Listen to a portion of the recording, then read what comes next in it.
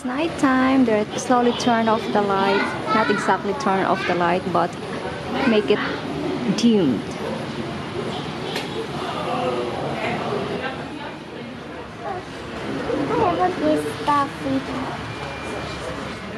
Guys, ito yung machine na nagde-drill ng hole kapag gumagawa ng tunnel. You see that? Tunnel boring. Wow. Amazing. So here the black, it's the cable for electricity. And then go on the top, on the head.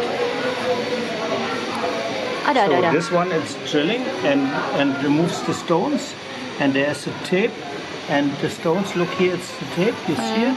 They bring it out. They bring it out. So, and there's a hydraulic. You see that hydraulic? What is hydraulic? It push it in the stones. The drilling. Yeah. Push it against the stones, the hydraulic.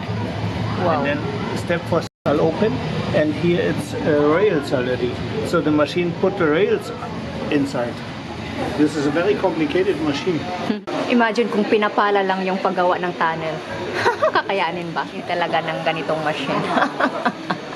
Sabi ko dati, inesip ko kasi dati, paano kaya ginawa yung tunnel?